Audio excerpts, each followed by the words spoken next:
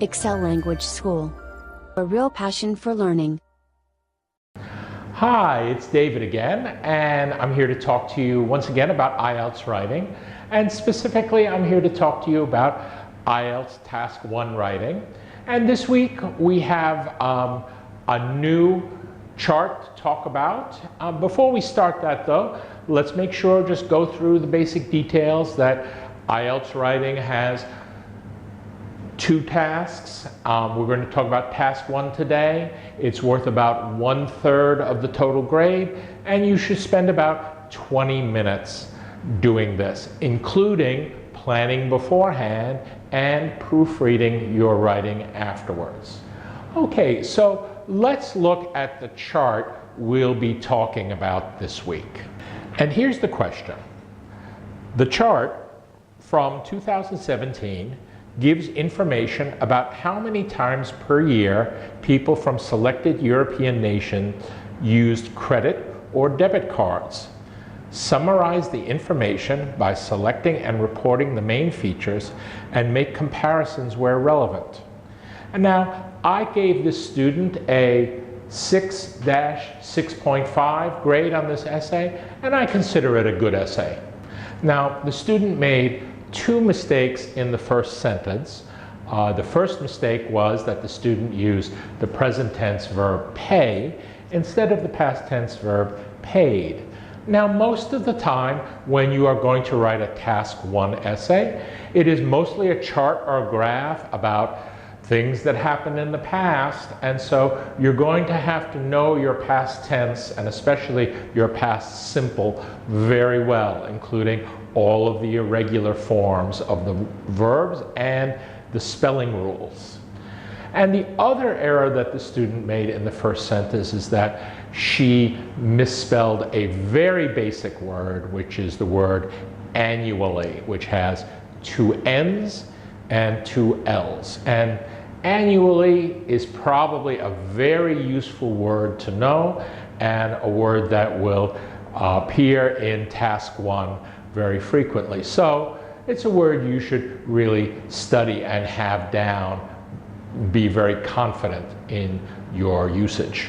And the second sentence was perfect. I found no mistakes in it at all. And the last sentence of that paragraph was quite good, but after the student named 2 countries, that is Germany and Italy, the student referred to the 4 remaining countries.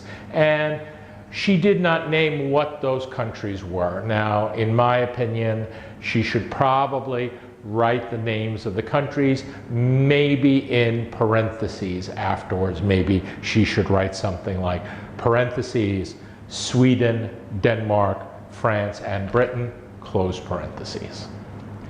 Now, the final word of the sentence is the verb rocketed.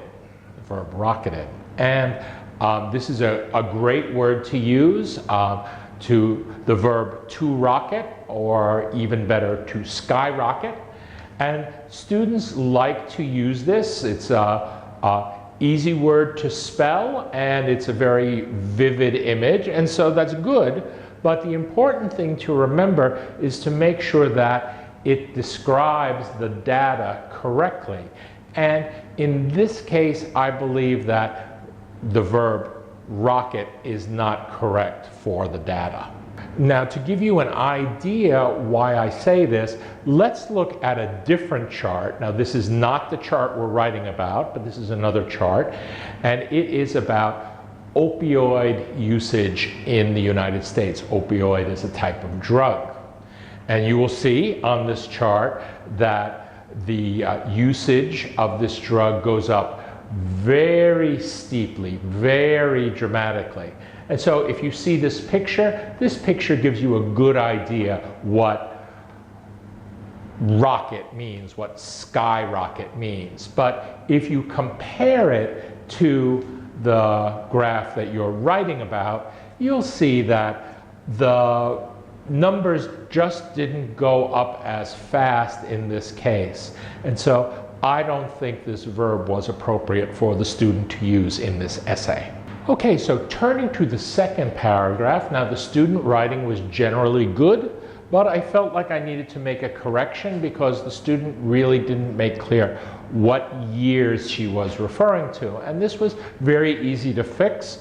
In one sentence, you just refer to the year 2014, and in another one, you refer to the year 2000. And you should always make clear what time you're talking about. And so I also made a little correction in that I felt that every time the student mentioned a number, that she needed to use either the word annually or the phrase per year, so it was clear exactly what amount of time the numbers referred to.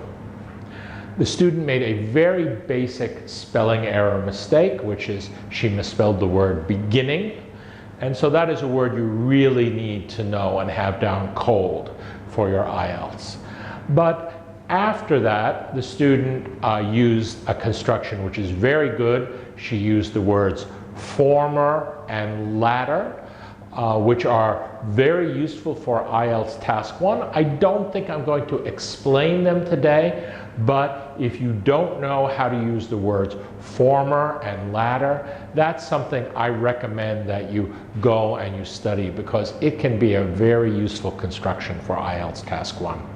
So, moving to the second page of the student essay, you will see that the student wrote one short paragraph, and she started the paragraph off with the linking word secondly.